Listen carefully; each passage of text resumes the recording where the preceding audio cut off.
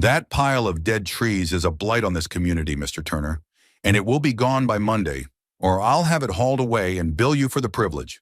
The voice was a syrupy mix of feigned politeness and pure, unadulterated condescension, a sound that set the teeth on edge more effectively than a fork scraped across a dinner plate. I turned slowly from where I'd been inspecting the tight, interlocking stack of wood I'd spent the better part of a month curing and arranging. Before me stood a woman who seemed to be the physical embodiment of a poorly written regulation. She was shaped like a series of stacked spheres, clad in a pastel pink tracksuit that strained at the seams, and her face, framed by a helmet of stiff blonde hair, was pinched with a look of profound and personal offense. This, I presumed, was Karen, surely the president of the Oak Ridge Estates Homeowners Association, the neighborhood tyrant my wife Sarah had been warned about by the mailman. Her eyes, small and buried in puffy flesh, scanned my woodpile not as a source of winter warmth or a testament to hard labor, but as a personal insult delivered directly to her. The sheer audacity of her threat, delivered on my own property, on a Saturday morning while I was still in my sweats, sent a jolt through the calm I had cultivated over 20 years in the Marine Corps. My hands, calloused from splitting logs and a lifetime of service, didn't clench. My breathing didn't quicken. Instead, a cold, quiet stillness settled over me, the kind that always preceded a storm. I looked from her furious face to the pile of wood, a beautiful four-chord wall of split white and red oak, honor seasoned for over a year, each piece cut to a perfect 16 inches and stacked with geometric precision. It wasn't a pile of dead trees. It was a fortress of future warmth, a monument to self-sufficiency, and, though she couldn't possibly know it, it was worth a small fortune. She mistook my silence for submission, a common error people made when they couldn't read the difference between calm and coiled. "Did you hear me?" she snapped, her voice rising. "Monday, or the fines start, $100 a day, and trust me," she added, puffing out her chest, "they accumulate." My eyes met hers. I didn't say a word. I just gave a single, slow nod, a gesture she took as acquiescence. She huffed, satisfied, and turned, her sneakers squeaking on my driveway as she marched back toward her own meticulously manicured, yet soulless, property across the street. I watched her go, the quiet suburban morning now tainted with the bitter tang of conflict. She had no idea what she had just started. She saw a pile of wood and a new resident to bully. I saw a line she had just crossed, and a battle she was not prepared to fight. This was just the beginning of my HOA nightmare, a story of unbelievable entitlement and the fight for a little bit of peace. If you've ever had a run-in with a power-tripping board member, hit that subscribe button and let me know in the comments where you're watching from, or share your own story. You won't believe how this ends. Now back to it. After Karen's grand departure, I stood there for a long time, the silence of the cul-de-sac settling back in, broken only by the distant hum of a lawnmower.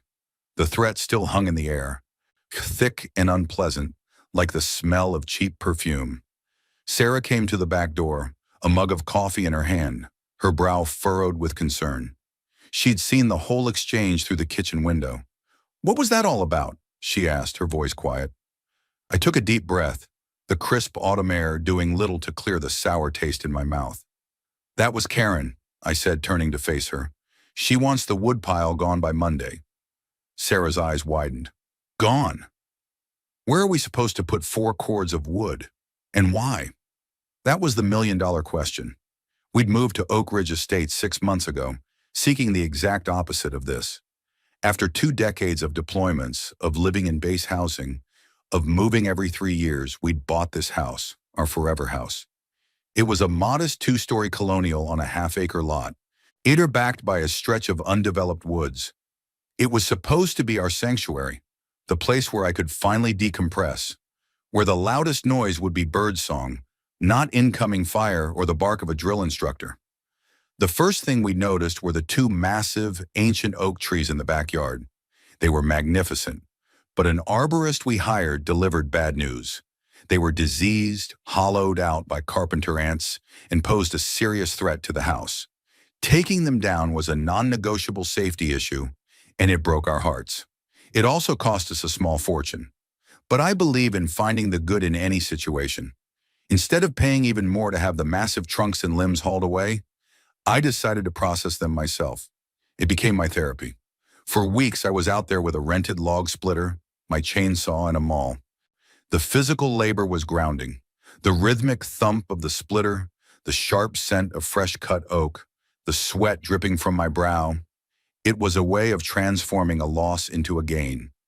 I was turning these two fallen giants, which had shaded this property for a century, into the heat that would warm our home for the next several winters. I wasn't just cutting wood, I was honoring the trees. I researched the proper way to season and stack it, ensuring air could circulate, preventing mold and rot. The result wasn't a haphazard heap, it was a carefully constructed edifice, as orderly as a barracks inspection. It was tucked neatly along the back of the property, barely visible from the street, a rustic, and I thought, beautiful testament to hard work. Karen, however, saw none of that. She saw a violation, a disruption to her obsessively controlled aesthetic. As I explained the situation to Sarah, her concern turned to indignation. But that's insane. We had to take the trees down. What did she expect you to do? And it's so neat. It's not like it's a pile of junk. I nodded, running a hand over my closely cropped hair. It's not about the wood, Sarah. It's about control. She's testing us, seeing if the new guy will roll over. I had seen this behavior before, in different contexts. Petty tyrants who mistake their sliver of authority for absolute power. They thrive on the path of least resistance. They bully those who won't or can't fight back. I walked back over to the woodpile and ran my hand over the cut end of a log. The grain was tight, the wood dense and heavy. This was premium hardwood. To her, it was an eyesore. To me, it was a resource, a symbol of independence. And now, it was a hill I was willing to die on. The calm I felt wasn't passivity. It was the deep, cold focus of a strategist assessing a new battlefield. Karen had made the first move, a frontal assault based on arrogance and a presumed superiority. Now it was my turn to plan the counterattack, and it wasn't going to be a shouting match over a fence. It was going to be methodical, documented, and absolutely devastating. She wanted a war over a woodpile? Fine. I was a man who knew how to fight. The quiet weekend was a deceptive calm before the storm, a period I used not for worry but for preparation. While Sarah anxiously researched HOA horror stories online, I retreated to my small home office, the space I'd set up for the quiet civilian life I had envisioned. The irony was not lost on me as I began to lay out the groundwork for a suburban counterinsurgency. My first step was reconnaissance. The Marine Corps taught me that you never engage an enemy without understanding the terrain and their standard operating procedures. In this case, the terrain was the HOA's covenants, conditions, and restrictions, the CC&Rs. Sarah had received a thick, spiral-bound booklet of them at closing, a document most people probably tossed in a drawer and forgot about. I retrieved it from the filing cabinet and began to read. Every single page. It was a masterpiece of bureaucratic ambiguity, filled with clauses about lawn height, fence materials, and the acceptable shades of beige for exterior paint. I highlighted every section that pertained to landscaping, yard maintenance, and exterior storage. Then I found rules against visible trash cans, unregistered vehicles, and lawn ornaments exceeding 18 inches in height. A rule I found particularly amusing given the flock of plastic flamingos I'd seen migrating across Karen's own front lawn. After 2 hours and a pot of black coffee, I found the section she was likely weaponizing. It was under a general heading, Aesthetic Maintenance and Nuisances. The clause stated that no portion of any lot shall be used for the open storage of any materials whatsoever, except that new building materials may be stored for a reasonable time during active construction. It went on to prohibit anything that was unsightly or constituted an annoyance or nuisance to the neighborhood. This was the loophole, the gray area she was exploiting. The terms unsightly and nuisance were entirely subjective. However, in the prohibition on storage of materials was clearly intended to prevent residents from turning their yards into junkyards, not to prohibit a neatly stacked supply of firewood for personal use. In fact, I found another clause that specifically allowed for customary and appropriate seasonal decorations, which one could argue included preparing for winter. My second step was to draft a response. I wasn't going to wait for her Monday deadline or the official notice. I would preempt her. I typed a formal, polite, but firm letter addressed to Karen in her official capacity as HOA president. I introduced myself and my wife, expressed our pleasure at joining the community, and then directly addressed her verbal notice from Saturday morning. I systematically dismantled her position. I stated that the wood was the product of two diseased trees that had to be removed for safety reasons, a fact verifiable by the permit we had to pull from the city. I described the wood as seasoned firewood for personal use, not stored materials in the context of the bylaws. I pointed out that it was stacked neatly and discreetly at the rear of our half-acre property, largely invisible from the street and in no way constituting a nuisance. I then respectfully requested that she cite the specific article and section of the CC&RS that explicitly prohibited the stacking of firewood.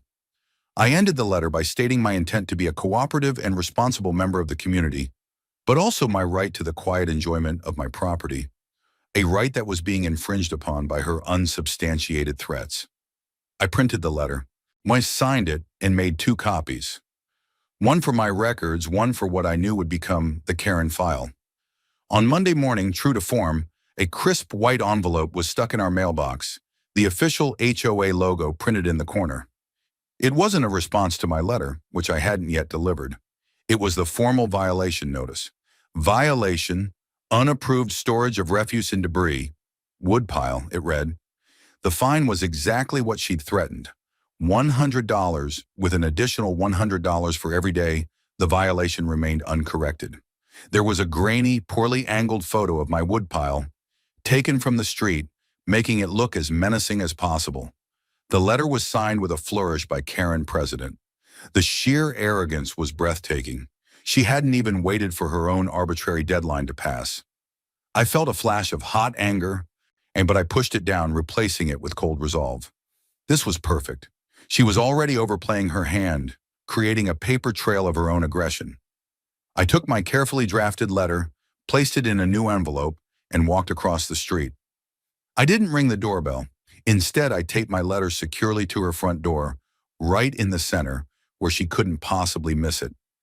As I walked back to my house, I saw a curtain twitch in the window of the house next to Karen's. An elderly man, who I later learned was Mr. Henderson, was watching. He gave me a slow, almost imperceptible nod, a silent acknowledgement from a long-term observer of the local political scene. The first volley had been fired. I had responded in kind with documented, reasoned arguments. The ball was now in her court. I knew she wouldn't respond with reason. She would respond with escalation, and I was ready for it. My time in the service had taught me that paperwork could be as powerful a weapon as any rifle. Karen was about to learn that lesson the hard way. She thought this was a battle of wills. She was wrong. This was a battle of documentation, and I was just getting started building my arsenal. The response to my letter arrived 2 days later, not taped to my door, but via certified mail, a classic escalation tactic designed to intimidate. The envelope felt heavy, pregnant with bureaucratic venom. I signed for it, the postal worker giving me a knowing, sympathetic look. He'd seen this before. Inside was not a reasoned rebuttal, but a doubling down of her position. My letter was included, but it was covered in angry, red ink annotations, like a failing grade on a high school essay. Next to my request for a specific bylaw citation, she had scrawled, Article 4, Section 2, Nuisance Clause, Board Discretion. Beside my description of the wood as firewood for personal use, she wrote, It's a trash pile. The official letter accompanying it was even more hostile. It stated that my appeal was denied by the Architectural Review Committee, which I knew for a fact consisted of her and 2 of her closest friends. The fine was now officially documented as starting from the date of the first notice, meaning I already owed $300. The letter concluded with a new threat. If the refuse was not removed within 7 days, the HOA would contract a removal service, execute the removal, and place a lien on my property for the cost of the removal, plus all accumulated fines and legal fees. A lien. And that was the nuclear option in the HOA arsenal. It was a clear and deliberate escalation from a simple dispute to a direct threat against my ownership of my home. This was the moment the conflict transformed. It was no longer a disagreement, it was war. And in war, the first casualty is often reason, but the most important asset is intelligence. It was time to move from a defensive posture to an offensive one. My new mission was clear: gather intelligence, document everything, and build a case so airtight that her position would collapse under its own weight. My first step was to formalize my documentation. I bought a new digital camera specifically for this purpose and a dedicated hard drive to store the evidence. I went outside and began a systematic photographic survey. I took wide shots of my property, showing how minimal the woodpile's visibility was from the street. I took detailed, high-resolution close-ups of the stack, showing the clean cuts, the lack of debris, the orderly, professional nature of the construction. I used a tape measure to document its dimensions and its precise distance from the property line and the house. Each photo was time-stamped. I then turned my lens on the rest of the neighborhood. I took a leisurely, 2-hour walk, my camera discreetly in my pocket. It was an exercise in hypocrisy documentation. I photographed Karen's own front yard, with its collection of faded, chipped garden gnomes and a frankly hideous concrete bird bath that was cracked and stained with algae. Clear violations of the unsightly clause. I photographed the peeling paint on the house of her friend, the HOA treasurer. I documented a rusty basketball hoop that had been in a driveway for months, a boat parked on a trailer in another yard, and a temporary shed that had become a permanent fixture behind another house. I was creating a pattern of abuse file, demonstrating that the rules were not applied universally, but selectively as a tool of personal power. Next, I focused on the wood itself. I knew it was good quality oak, but I needed to quantify that. I called 3 different local firewood suppliers and a specialty lumber mill. I didn't just ask for the price of a cord of oak. I described it in detail. Split, seasoned North American red and white oak, seasoned for over 12 months, moisture content estimated below 20%, cut to 16-inch lengths. The responses were interesting. The firewood guys gave me a solid price per cord. But it was the man from the specialty lumber mill who truly opened my eyes. "Son," he said, his voice a gravelly rumble, "what you're describing isn't just firewood. Seasoned white oak, if the pieces are solid enough, is used by furniture makers, artisans, even for smoking barrels. It's got a value far beyond simple BTS." He asked me to send him some pictures. I emailed him the high-resolution photos I had just taken. He called me back an hour later. "Yep, that's the good stuff. Beautifully stacked too. Shows it was cared for." He gave me a rough estimate that made me whistle. He then offered to write a formal, signed appraisal for a small fee. I agreed immediately. When the appraisal arrived in my email 2 days later, I printed it out and stared at it. And the total appraised value of my pile of dead trees was just over $22,000. I let out a low laugh. I did some quick online searching for the average cost of a mid-range kitchen renovation in our area. The number was almost exactly the same. Karen was threatening to place a lien on my house to haul away a woodpile that was worth more than her granite countertops and new stainless steel appliances. The irony was so thick you could cut it with a chainsaw. This document was no longer just a piece of paper. It was a stick of dynamite. I placed the appraisal in the front of my growing evidence binder. The first page in a new chapter I was titling Counter-Offensive. I now had proof that her actions weren't just harassment. They were a precursor to attempted grand theft. The stakes had just been raised considerably, and she had no idea she was the one who had just lit the fuse. My quiet suburban life was a distant memory, replaced by the familiar rhythms of strategy and tactics. The battlefield had changed, but the objective was the same as it had always been: victory. With the appraisal in hand, I felt the strategic landscape shift beneath my feet. I was no longer just defending my right to stack wood. I was defending a significant asset. My next step was to move beyond solitary reconnaissance and begin building a coalition. A lone soldier can be effective, but an alliance can win the war. My first stop was Mr. Henderson's house next door to Karen's. I'd seen him watching the initial confrontation, and his subtle nod had been an invitation. And I baked a loaf of Sarah's famous sourdough bread, a peace offering and a conversation starter, and walked over one afternoon. He answered the door with a warm, knowing smile, as if he'd been expecting me. "Mr. Henderson," I began, "I'm Jack Turner from across the street." "I know who you are, son," he said, his eyes twinkling. "Saw the fireworks the other day. Come on in. The name's George." George's house was the polar opposite of Karen's. It was comfortable, lived in, filled with books and the smell of old paper and pipe tobacco. He was a retired history professor, and his living room was a testament to a life of quiet scholarship. As we sat and talked, I laid out my situation, showing him the letters from Karen and my carefully compiled file of photos. He wasn't surprised. He just nodded, slowly packing his pipe. "Karen," he sighed. "She's striking a match. She's been running this neighborhood like her own personal fiefdom for 10 years, ever since her husband left her.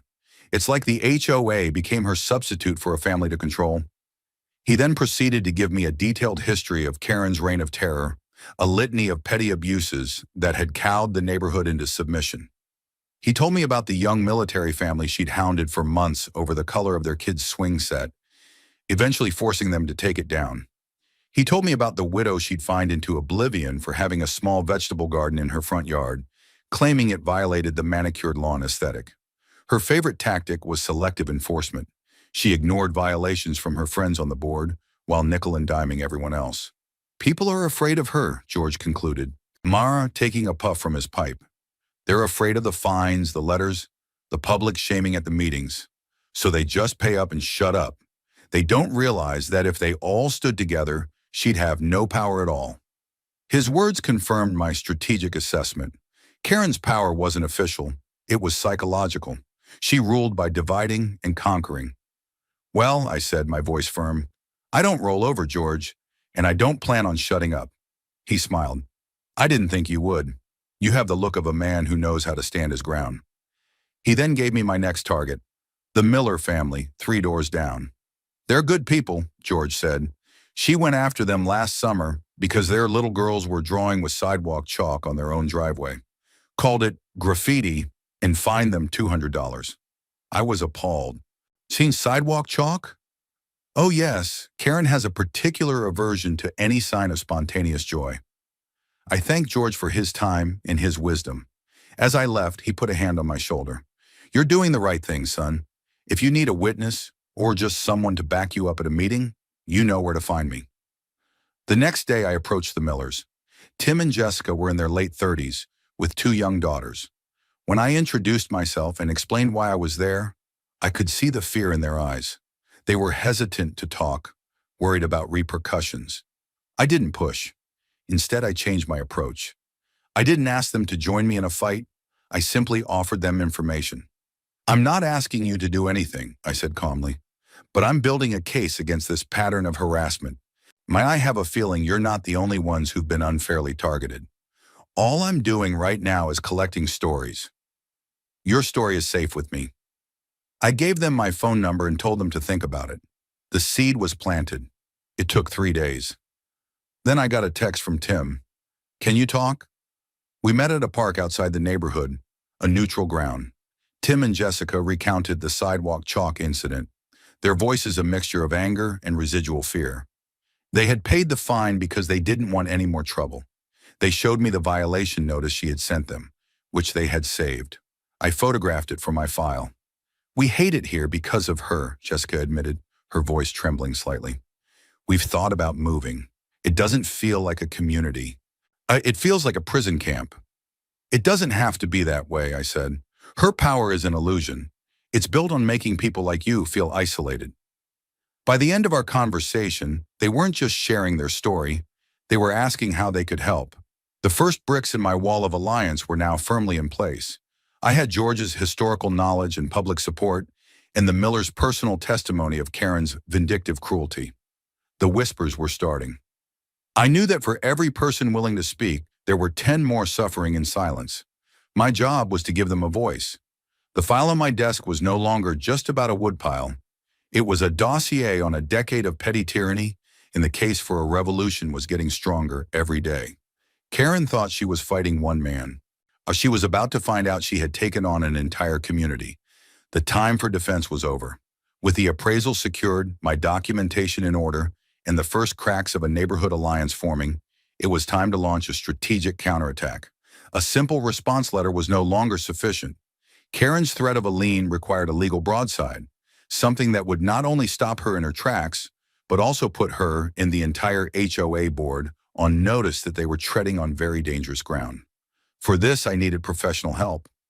My first thought was a civilian lawyer, but the cost was a concern. Then I remembered an old contact from my time at Camp Lejeune, Dave Rosser. Dave had been a captain in the JAG Corps, a sharp, no-nonsense lawyer who had a reputation for surgically dismantling opposing arguments. And he'd left the service a few years after I did, and now worked for a veterans advocacy group, offering pro bono and low-cost legal services to fellow vets. I found his number and gave him a call. "Gunny Turner," Dave's voice boomed over the phone, as cheerful and confident as I remembered. "To what do I owe the pleasure? Don't tell me you finally decided to sue the government for making you eat their MREs for 20 years. I laughed. "Worse, Dave. I'm at war with an HOA. I spent the next 30 minutes laying out the entire saga, from the initial confrontation to the lien threat, the photo evidence of selective enforcement, and the stunning appraisal of the wood. There was a long pause on the other end of the line when I finished. Then Dave let out a long, slow whistle. "Jack, this is beautiful," he said. And I could practically hear the grin in his voice. "This is the Injustice of the Month Club Grand Prize winner. She threatened to put a lien on your house to steal $22,000 worth of your property? Oh, this is gold." I emailed him my entire file, the scanned letters, the CC and Rs with my annotations, the time-stamped photos, George's anecdotal history, the Miller's sidewalk chalk violation, and the certified appraisal. He called me back the next day. "Okay, I've reviewed everything," he said, his tone all business now. "She's made a dozen procedural errors, but her biggest mistake is the foundation of her entire argument. The nuisance clause is legally vague and unenforceable without a clear, uniformly applied standard, which you've already proven she doesn't have. The lien threat is an egregious overreach. We're going to shut this down hard." Over the next 2 days, Dave and I worked together to craft a multi-pronged legal document. It wasn't just a letter, it was a formal notice of dispute and cease and desist. It was addressed not just to Karen, but to every single member of the HOA board by name, as well as the HOA's registered property management company. This was a key strategic move. We were breaking Karen's chain of command, ensuring the other board members, who likely only heard her filtered version of events, would be forced to see the unvarnished truth and, more importantly, their own personal liability. The document was a work of art. It began by formally disputing all fines and rejecting the validity of the violation notice based on the vagueness of the cited bylaw and the documented pattern of selective enforcement. We included an appendix with photos. It then formally put them on notice of the appraised value of the firewood, attaching a copy of the official appraisal. The cease and desist portion was the hammer. It demanded they immediately cease all harassment, threats, and communication regarding the matter, except through legal counsel. It explicitly stated that any attempt to enter my property or tamper with or remove the woodpile would be treated as criminal trespass and attempted felony theft of property valued at $22,000. It further stated that should they proceed, we would not only file a police report, but also initiate a civil lawsuit against the HOA and its board members personally for damages, including the full value of the wood, legal fees, and punitive damages for harassment. Dave added a beautiful little paragraph citing a state law about the fiduciary duty of board members, reminding them that acting with such gross negligence could open them up to personal lawsuits from any member of the HOA for mismanaging funds and exposing the association to legal action. To twist the knife, we concluded by demanding a formal, written apology from the board and the immediate removal of Karen from the Architectural Review Committee for demonstrating bias and engaging in a personal vendetta. We sent the package via certified mail with return receipt requested to Karen, each of the 4 other board members at their home addresses, and the corporate office of the management company. The cost of postage was significant, but it was an investment in shock and awe. A few days later, the green return receipt card started trickling back into my mailbox, proof that the packages had been delivered. The trap was set.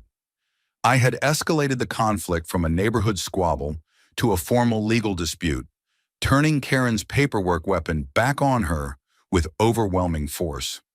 Now all I had to do was wait for the fallout. I knew Karen's ego wouldn't allow her to back down. She would see this as a declaration of war, and she would respond foolishly. Her pride, which had been her primary weapon, was about to become her greatest vulnerability. The quiet cul-de-sac was now a silent battlefield, and I had just deployed my heavy artillery. The legal notice landed in the quiet, manicured lawns of Oak Ridge Estates like a meteor. For a week, an unnerving silence emanated from Karen's house across the street. There were no more letters in my mailbox, no more passive-aggressive glares when I went to get the paper.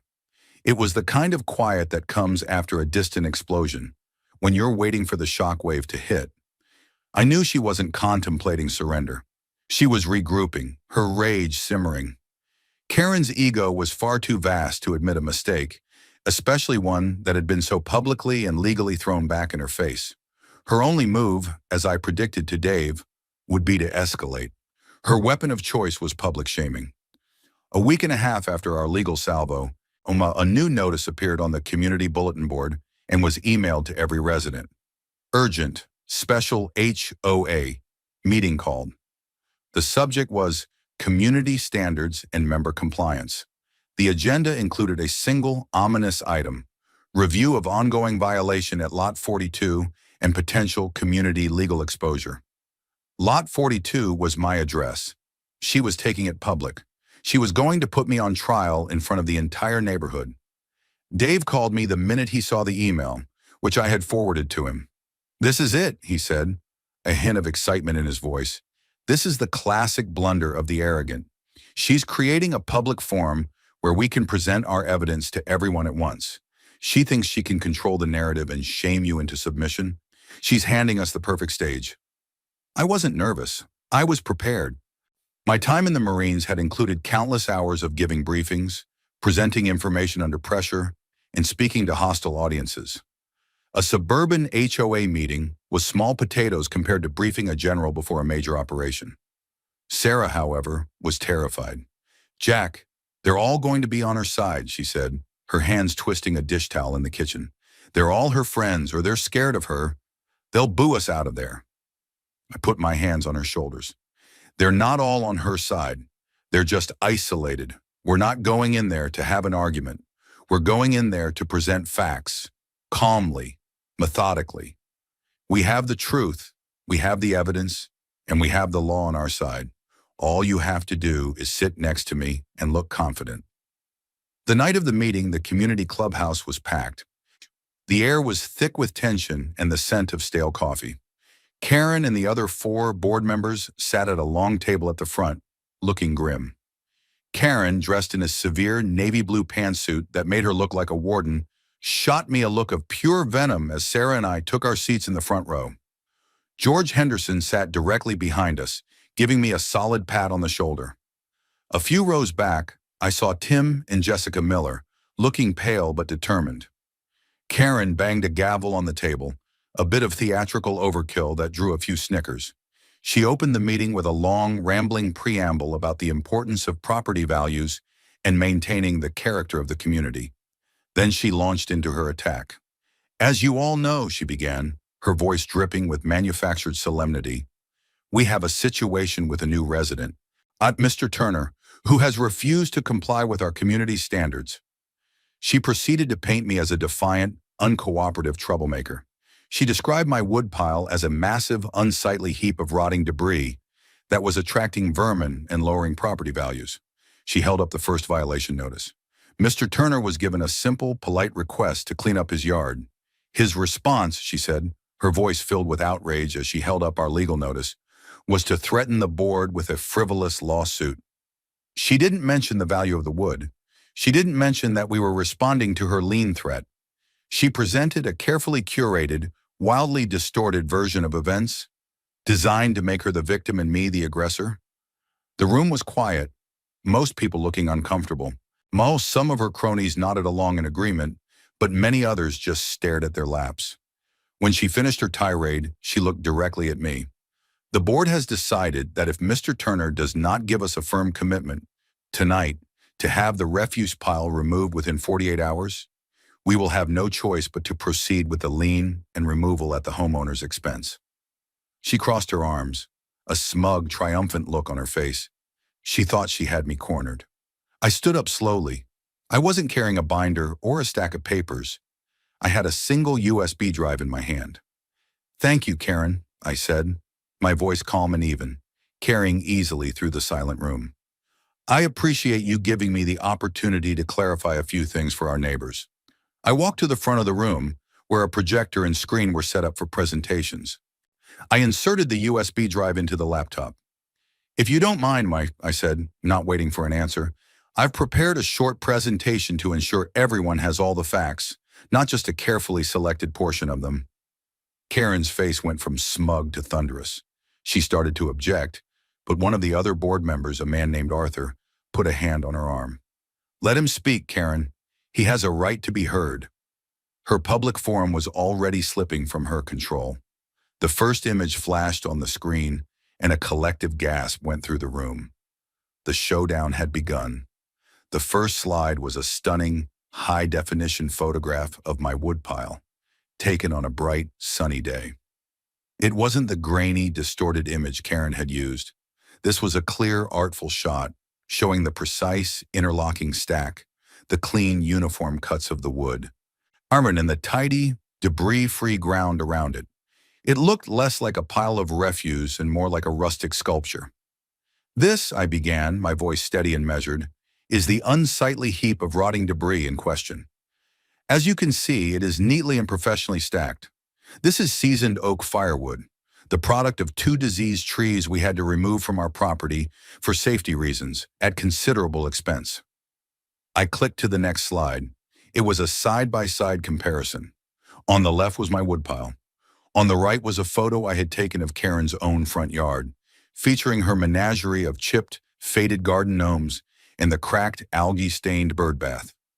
The HOA covenants are very specific about unsightly items and lawn ornaments. I'll let you, my neighbors, decide which of these images better fits that description.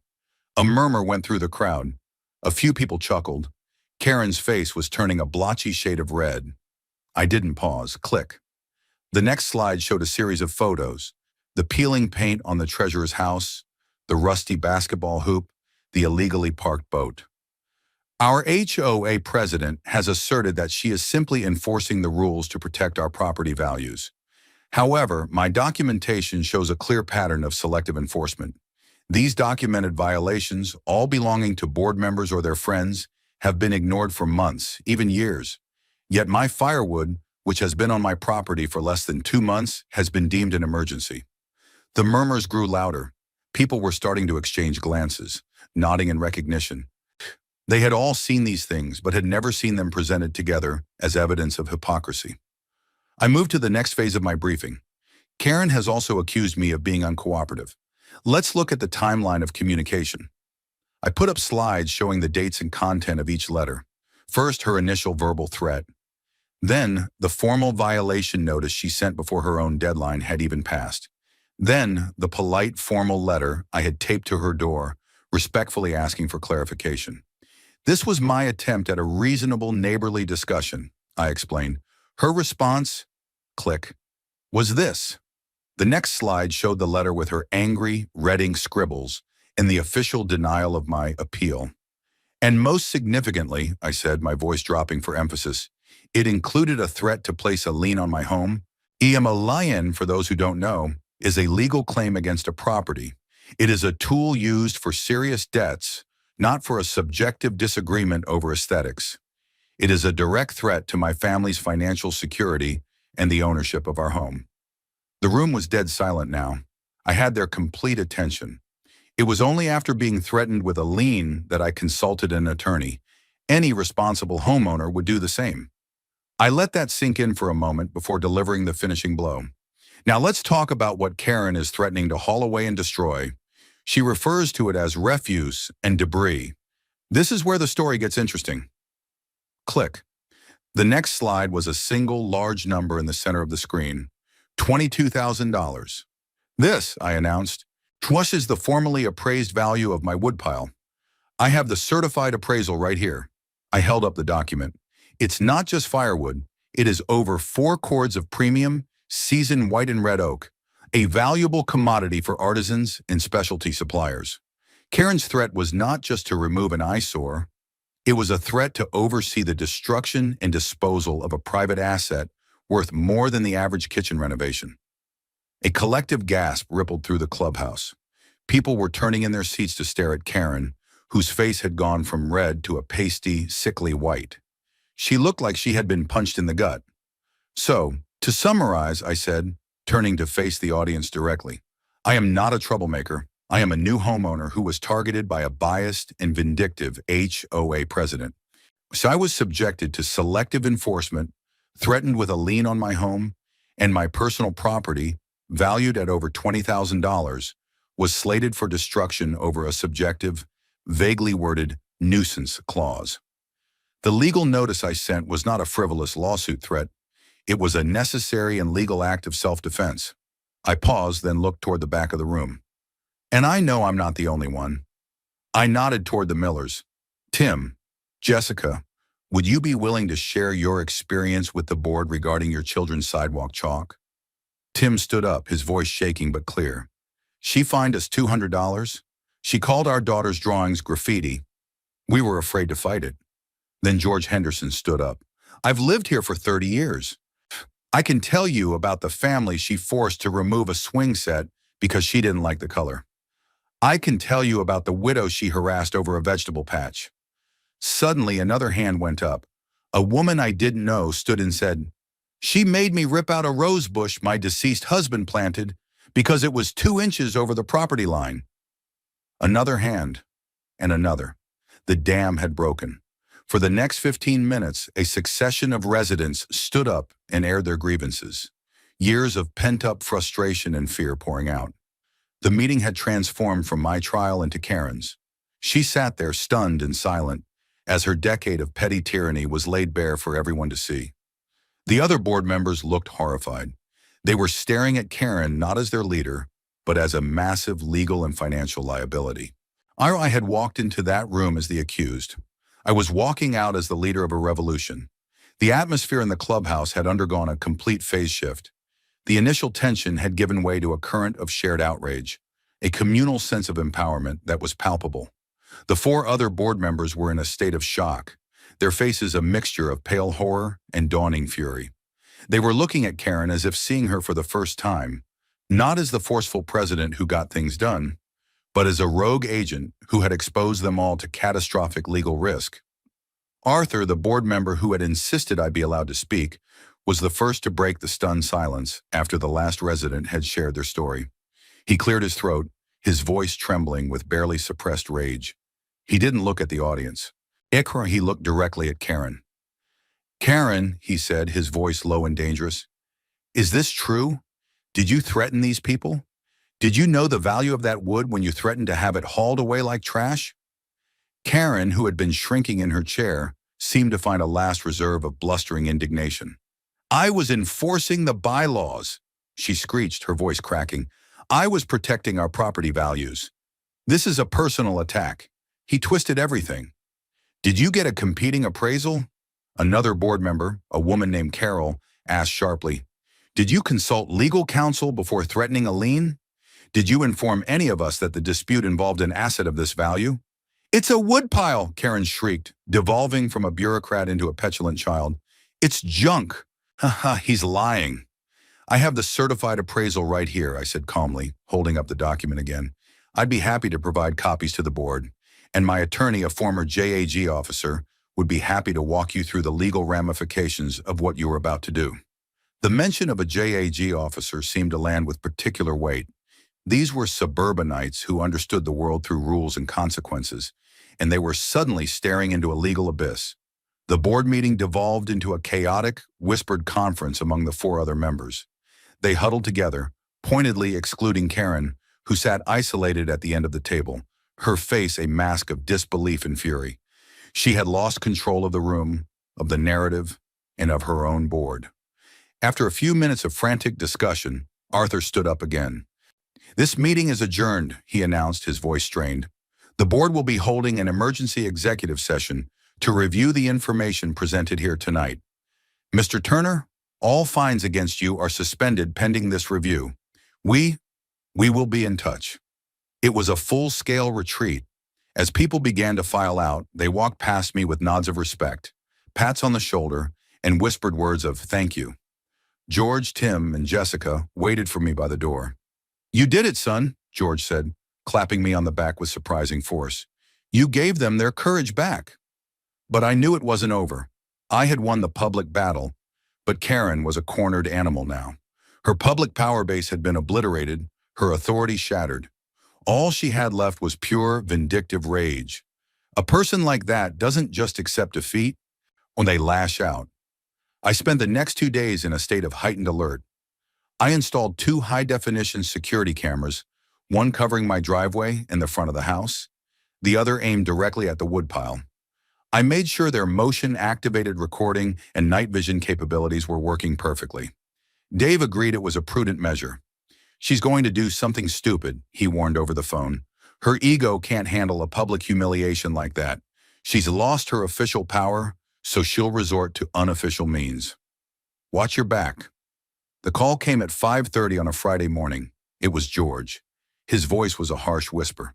"Jack, there's a truck, a big flatbed with a crane on it.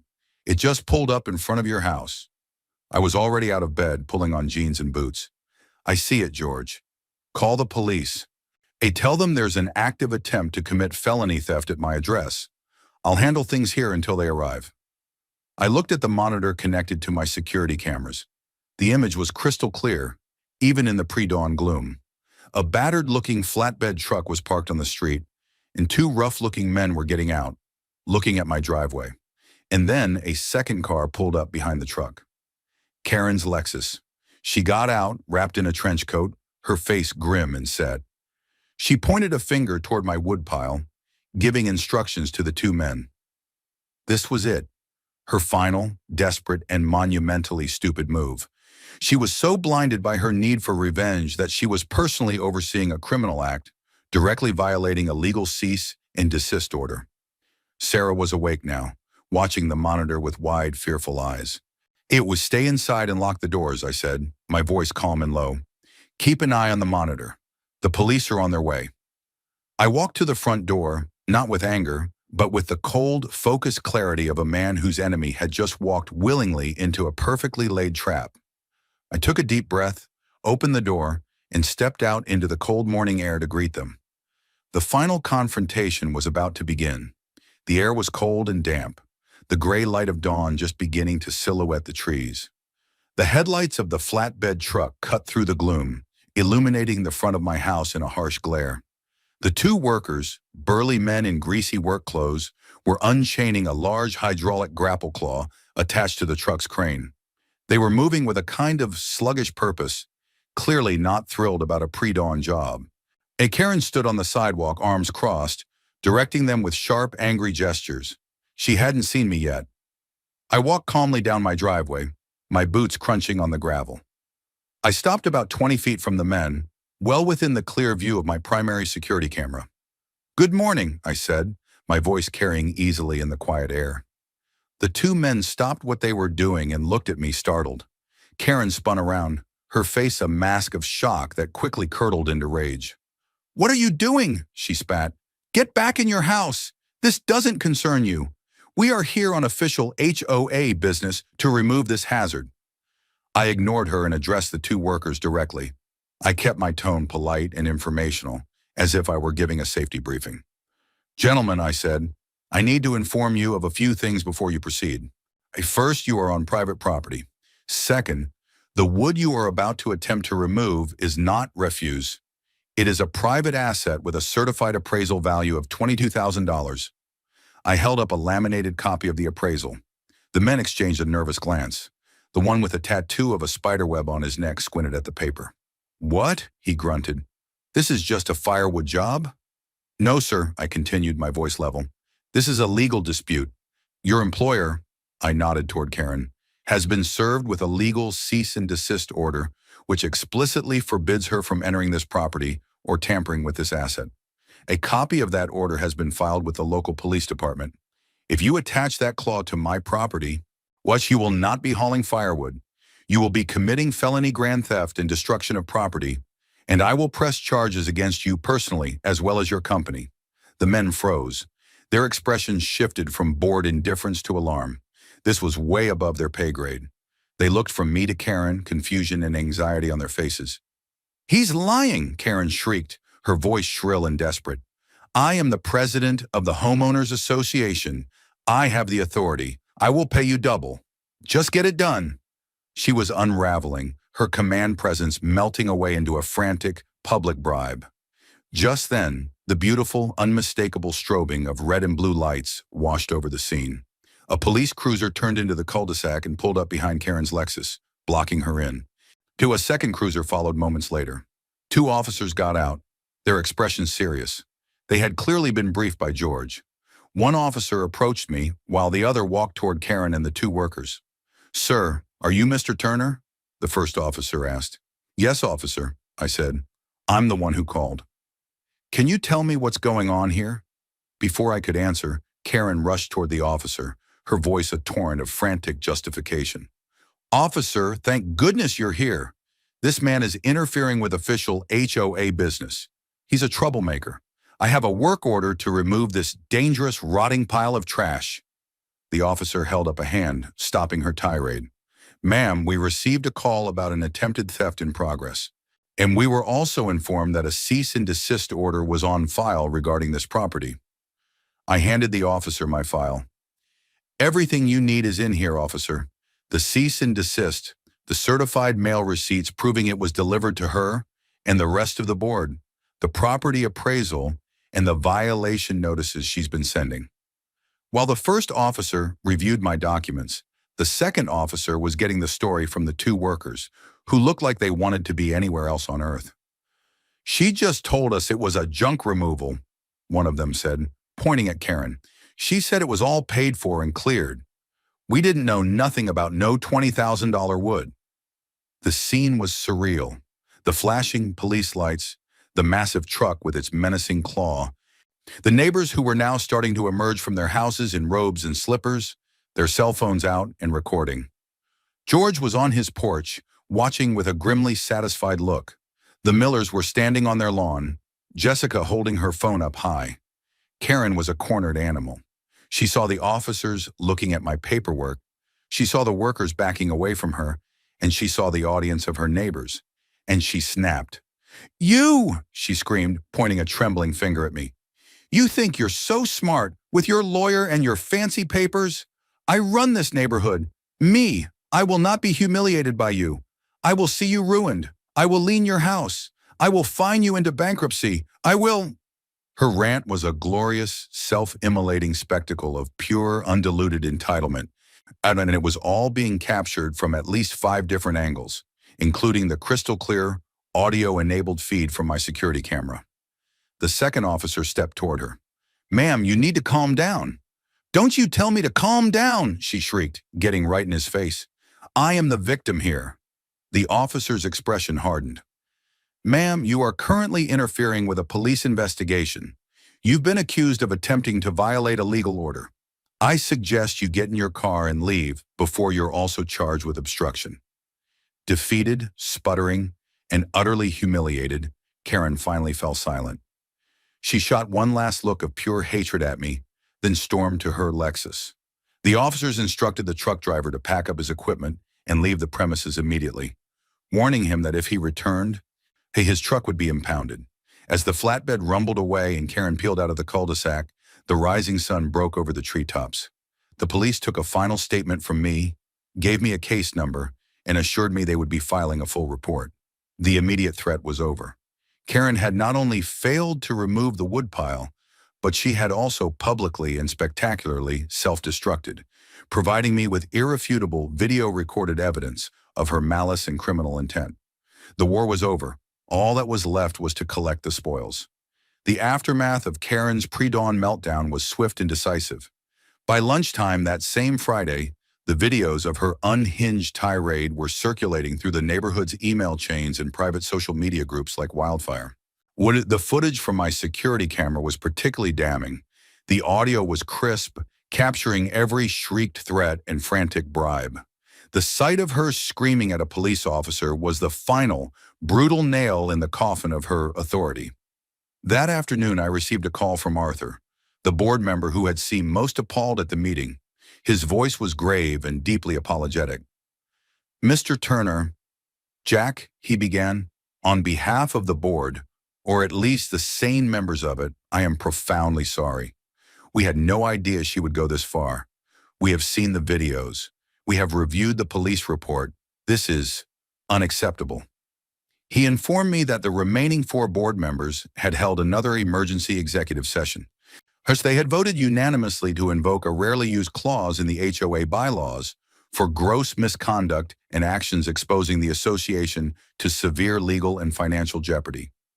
Karen was immediately and summarily removed as president and stripped of all her board and committee positions, effective immediately. "We are sending her a formal notice of removal via courier this afternoon," Arthur said, "and we are delivering a copy to your house as well, along with a formal written apology from the board and a letter stating that all fines, violations, and threats against you are permanently and irrevocably rescinded." An hour later, a courier delivered the packet. It was all there in black and white. Victory. But I wasn't quite finished. I had won the battle for my woodpile, but the war was for the soul of the community.